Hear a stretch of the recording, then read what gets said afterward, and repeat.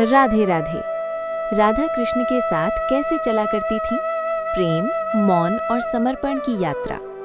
वृंदावन की गलियों में जब श्याम अपने नन्हे नन्हे चरण रखते थे, तब राधा केवल साथ चलती नहीं थी, बल्कि हर कदम में कृष्ण की लीला को अपने हृदय में धारण करती थी। उनका साथ कोई साधारण संग नहीं था, वो आत्मा का आत्मा से मिलन था। देह से नहीं, भाव से साथ चलना। राधा कई बार कृष्ण के ठीक पास चलती, कई बार दूर, पर कभी भी उनसे अलग नहीं होती थी। जब लोक लाज या समाज की मर्यादा बीच में आ जाती, तब भी राधा भाव से कृष्ण के साथ चलती थी। उनकी आंखें कृष्ण के चरणों का अनुसरण करती और मन हर गति में श्याम के संग रहता। जहाँ श्याम का मन रुका, वहीं राधा की चेतना ठहर गई। वन, गोचर और यमुना तट पर संग। जब कृष्ण गायें चराने वन की ओर जाते, राधा सखियों संग उसी दिशा में चल पड़ती। कभी फूल चुनने के बहाने, कभी यमुना से जल भरने के नाम पर उद्देश्य एक ही होता, कृष्ण के पथ पर चलना। यमुना तट पर जब कृष्ण रुकते, राधा कुछ दूरी पर ठहर जाती।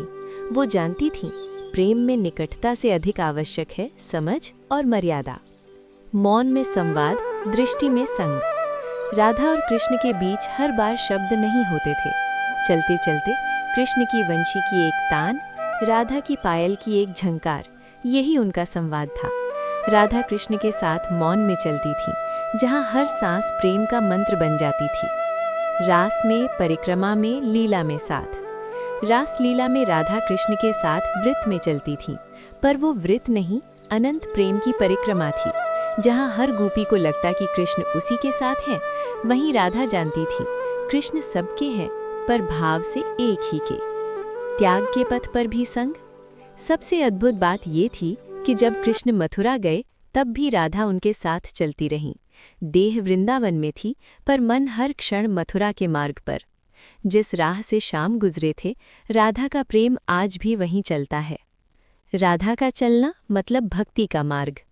राधा का कृष्ण के साथ चलना हमें ये सिखाता है कि प्रेम अधिकार नहीं, समर्पण है। साथ होना निकटता नहीं, एकात्मता है।